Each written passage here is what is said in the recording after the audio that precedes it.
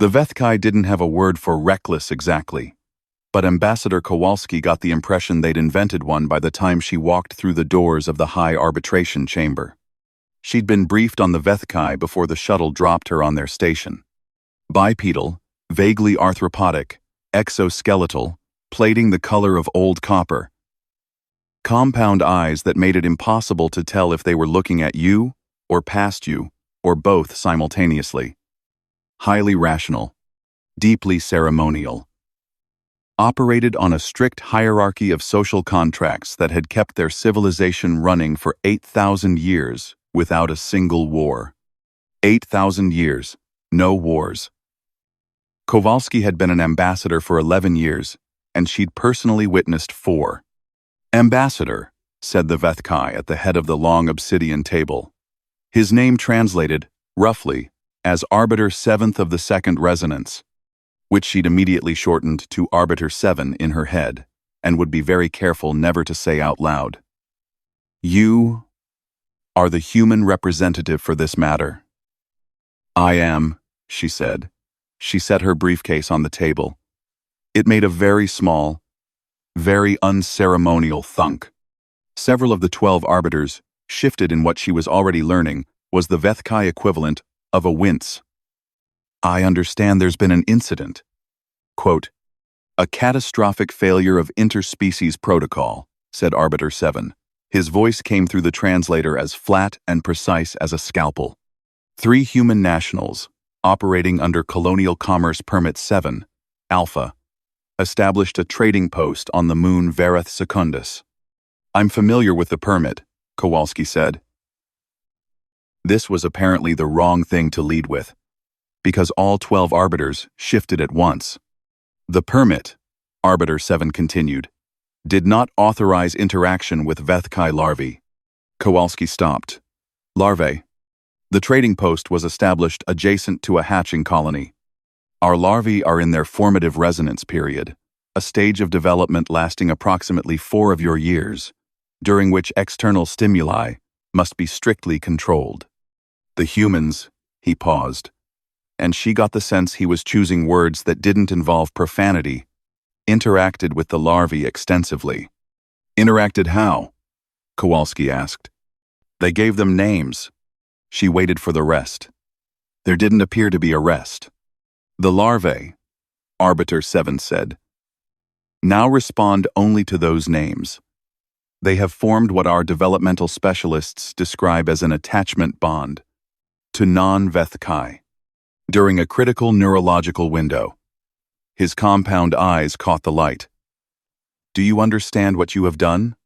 Kowalski understood approximately 30% of it, but she'd learned a long time ago that the correct answer to that question in diplomacy was always yes. "Yes," she said. "Completely." She was lying, but she was lying very sincerely, which is a different skill set. The chamber had no windows, which was standard for Veth'kai government buildings. They found natural light distracting during formal proceedings. The air was cool and faintly metallic, like breathing near a clean coin. Around the table, the arbiters wore layered ceremonial wrappings in shades of deep blue and silver. And they all held perfectly still, in a way that Kowalski found much more unsettling than if they'd been moving. She'd been in hard rooms before. Rooms where the wrong sentence meant the collapse of a trade agreement, or the withdrawal of support, or once, memorably, an actual declaration of hostilities that she'd talked down over the course of a very long lunch. But she'd never been in a room where she felt like the representative of a species that had done something profoundly, cosmically stupid by accident. Then again, she thought, humans did that a lot. It was basically their signature move. "The 3 individuals have been detained on Verath-Secundus," Arbiter 7 said. "The conclave is convened to determine the appropriate response under Veth'kai law." A pause. "Which, in cases of larval interference, is significant." "How significant?" Kowalski asked. "We are debating," he said carefully, "between 2 positions. The moderate position advocates for permanent exile of all human nationals from Veth'kai space. the dissolution of all existing trade agreements, and a formal declaration of species-level incompatibility. Kowalski absorbed this. And the less moderate position is considerably less moderate, said Arbiter 7. The detention facility on Verath-Secundus was not, technically, a prison. The Veth'kai called it a contemplation hold, which meant the same thing but with better architecture. The 3 humans inside it, traders Patel, Diaz, and one Brennan, who'd apparently organized the whole operation, were alive, unhurt, and according to the comm report Kowalski reviewed on the shuttle down, completely baffled by why everyone was so upset. "We were just being friendly," Patel told her, through the facility's speaker system. Kowalski pressed her forehead against the observation glass and took several slow breaths.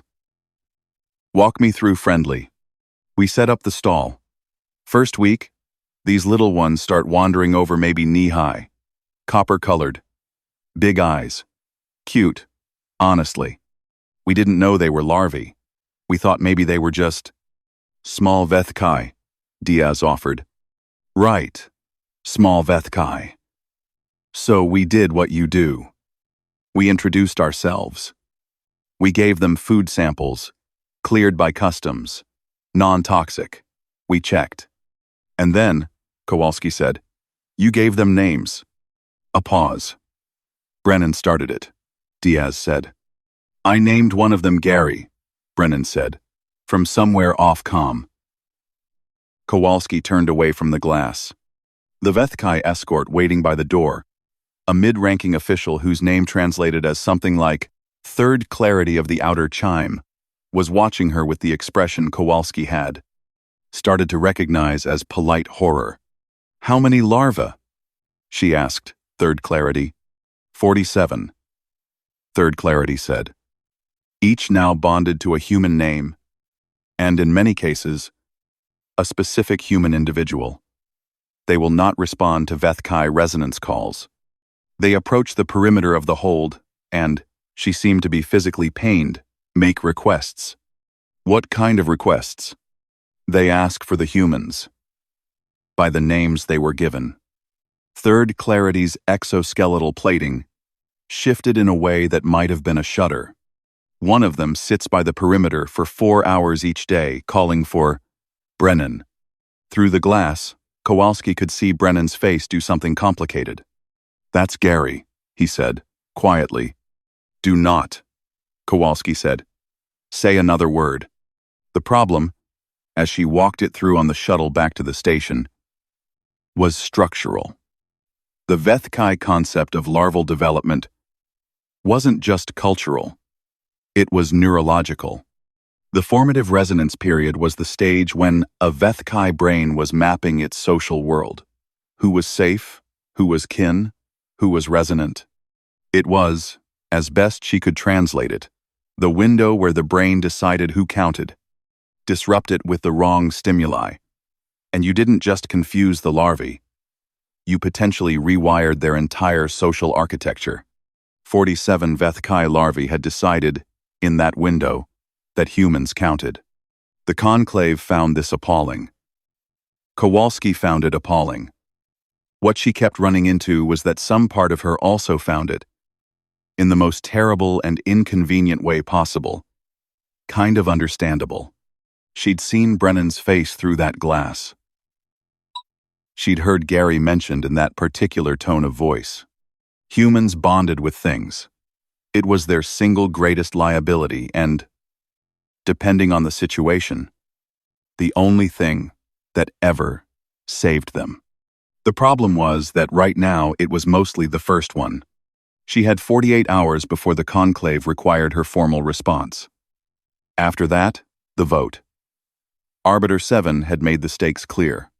There were conclave members advocating not just for the expulsion of humanity from Veth'kai space, but for a formal motion to the Galactic Assembly designating humans as a Class C instability, a species too behaviorally unpredictable for integration into the interstellar community. Class C instability. Humanity had spent 200 years building toward full Galactic Assembly membership. They were 18 months out from the formal vote. 47 larvae, and a man who'd named one Gary. Kowalski opened her briefcase on the shuttle seat and pulled out a notepad, actual paper, which she used when she was thinking through problems that felt too fragile for screens, and wrote at the top of the first page, "What do I actually have to work with here?" She stared at it for a long time. Then she wrote, "The larvae bonded with humans. That's the problem. But that's also the only asset I have." She underlined it twice, which didn't make it more comforting, but it made her feel like she was doing something. The developmental specialist's name was First Harmonic of the Clarity Weave, and she was the most reluctant person Kowalski had ever managed to get a meeting with, which was saying something, because Kowalski had once spent 3 weeks trying to get 5 minutes with the Gorathi trade minister. "I'm not here to argue the case," Kowalski said. They were in a small research annex off the main station, lined floor to ceiling with data clusters that pulsed with soft blue light. "I'm here to understand what's actually happening to the larva." 1. First Harmonic's plating was a lighter copper than most Veth'kai Kowalski had met younger, she thought, or just more recently molted.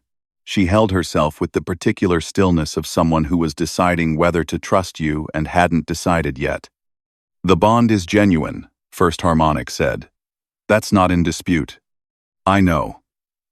What I want to understand is what a genuine bond means. Neurologically."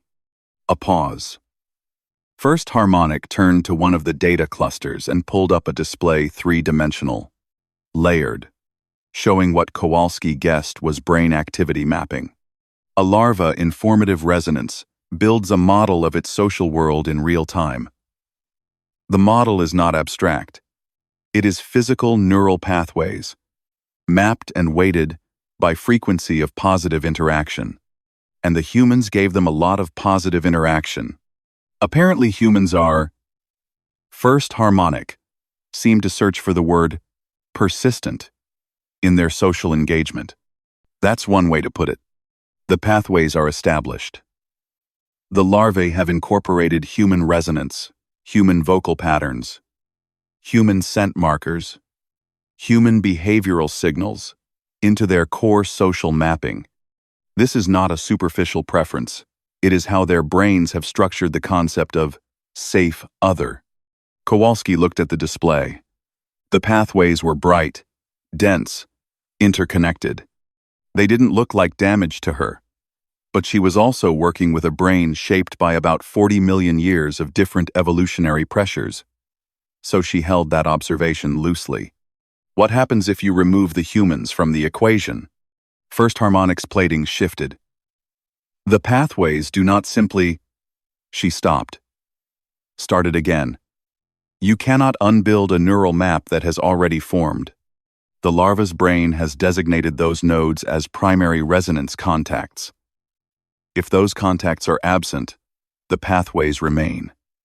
They do not reactivate to new stimuli. They wait. They wait. Kowalski repeated. For how long? We don't know. First Harmonic said. This has never happened before. Dime. Best guess? The specialist looked at her for a long moment. Veth'kai, who lose primary resonance contacts in adulthood through death, through separation, typically take several years to rebuild their social mapping. Larvae are more plastic, but the bond is deeper. The human individuals involved may represent, for these 47, an irreplaceable neurological anchor. She paused. The larvae that are sitting at the perimeter of the detention hold, they are not demonstrating attachment as a preference. They are demonstrating it as a function of how their nervous system is currently organized. Kowalski set down her stylus. They need the humans. I would not have used that word in the conclave chamber, First Harmonic said. We're not in the conclave chamber. Another pause. Then, yes. Neurologically, yes. This was the piece of information Kowalski had been hoping to find and simultaneously hoping she wouldn't find because it made her next move obvious and obvious moves in diplomacy were usually expensive. What she'd been building toward, over the 40 hours since the initial briefing, was a proposal. Not a defense. She wasn't going to try to argue that the humans hadn't done what they'd done, because they had, in spectacular and well-documented fashion. But a defense and a proposal were different animals. A defense said, "You're wrong." A proposal said, "Here's the path through." The path through, she now knew, ran directly through the thing the conclave considered most catastrophic, and asked them to treat it as a resource instead. She pulled out her notepad. "I need to understand the Veth'kai precedents for provisional social integration." First harmonic went very still.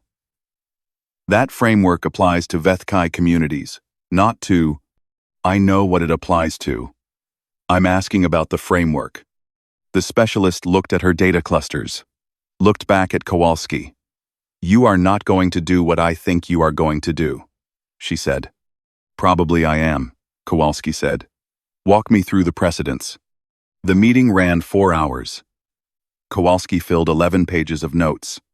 When she left the research annex, the station's artificial lighting had shifted to its late-cycle amber, and her brain felt like she'd been running it at a sprint. She sat in the corridor outside, back against the cool wall, and ate the terrible protein bar she'd been carrying in her jacket pocket since the shuttle. And thought about Gary. Gary, whatever the larva's actual resonance name was, had been sitting at the perimeter of the detention hold for 4 hours a day, calling for a human trader who'd given him snacks and, apparently, genuine and uncomplicated attention. That was the thing that kept getting in the way of Kowalski's ability to be coolly analytical about the situation. The humans hadn't done anything manipulative. They hadn't had a strategy. They'd just been themselves curious and friendly and constitutionally incapable of encountering something small and interesting without wanting to engage with it.